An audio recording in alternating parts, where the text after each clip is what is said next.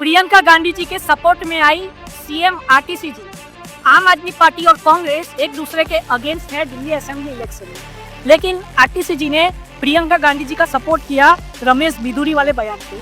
RTC जी ने एक interview में ये कहा कि बीजेपी के किसी भी नेता ने रमेश बिधूरी जी से ये नहीं कहा कि वो माफी मांगे। इसका मतलब सिंपल है कि बीजेपी के नेता भी सपोर्ट करते हैं रमेश बिधूरी के बयान को, ऐसा सीएम आरटीसी जी का कहना था।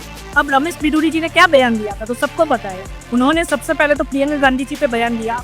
उन्होंने ये कहा हम ऐसे रोड बना देंगे दिल्ली में जैसे प्रियंका गांधी जी के गाल है। फिर आरटीसी जी पे उन्होंने हमला किया कुछ दिनों बाद, और उन्होंने ये कहा आरटीसी जी पे कि आरटीसी जी ने पहले तो अपनी सरनेम बदल ली और उन्होंने अपना बाप भी बदल लिया, मतलब अपने पिताजी भी बदल लिए।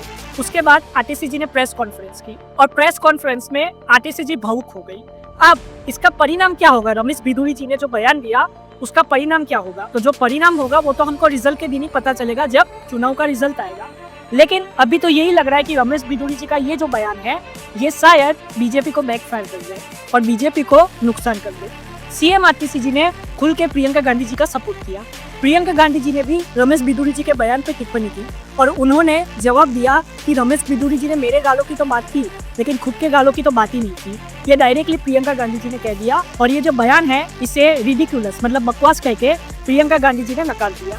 सीएम आरटीसी जी ने प्रेस कॉन्फ्रेंस की और वो भावुक भी हो गई और उन्होंने कहा कि उनके पिताजी ने पूरी जिंदगी टीचिंग करने में बिताई, मतलब कि लोगों को टीच किया, सिखाया, लोगों को पढ़ाया, और उनको ऐसा कहना ये बहुत ही गलत बात है। रमेश बिधूरी जी ने ये जो कहा है ये बिल्कुल गलत है, ऐसा सीएम आरटीसी जी ने कहा। सीएम आरटीसी जी ने ये भी कहा था प्रेस कॉन्फ्रेंस में कि मुझे नहीं पता था कि भारत की राजनीति आज इतनी नीचे गिर जाएगी। ऐसे बयान हमको सुनने के लिए मिलेंगे। आगे सीएम आरटीसी जी ने ये भी कहा था कि उनके पिताजी आज चल भी नहीं पाते और उनके लिए ऐसा कहा गया जो कि बिल्कुल गलत है बीजेपी की तरफ से, और सीएम आरटीसी जी भावुक हो गई। अब इसका जो फायदा है ये आम आदमी पार्टी को मिलता है या नहीं मिलता ये तो हमको चुनाव के दिन ही पता चलेगा। लेकिन हमको ये बात ध्यान रखना चाहिए कि जब भी कोई नेता किसी महिला पे टिप्पणी करता है, अगर वो टिप्पणी जनता को लगती है कि गलत है तो मेल हो या फीमेल हो दोनों वोटर्स वो पार्टी से खिसक सकते हैं, मतलब दोनों वोटर्स वो पार्टी को वोट ना करें। तो ये चीज बीजेपी के साथ शायद हो सकती है और ये भी हो सकता है कि बीजेपी को इसका कोई नुकसान ना हो। कलका जी जो सीट है जहाँ से रमेश बिधूरी जी चुनाव लड़ रहे हैं आरटीसी जी के सामने, शायद वहीं पे ये जो बयान दिया है उसका असर देखने को मिले, लेकिन ये चुनाव के दिन ही पता चलेगा। अब आप देखिए आम आदमी पार्टी और कांग्रेस दोनों एक दूसरे के अगेंस्ट थे दिल्ली असेंबली इलेक्शन में, लेकिन फिर भी सीएम आरटीसी जी ने प्रियंका गांधी जी का खुल के सपोर्ट किया। उन्होंने कहा प्रियंका गांधी जी और मुझ पे जो बयान दिया गया रमेश बिधूरी जी के द्वारा वो बिल्कुल गलत है और वो एक विवादित बयान है, ऐसा डायरेक्टली आरटीसी जी ने कहा। आरटीसी जी ने आगे बीजेपी पे ये भी आरोप लगाया कि किसी भी बीजेपी नेता ने रमेश बिधूरी जी से नहीं कहा कि माफी मांग ले।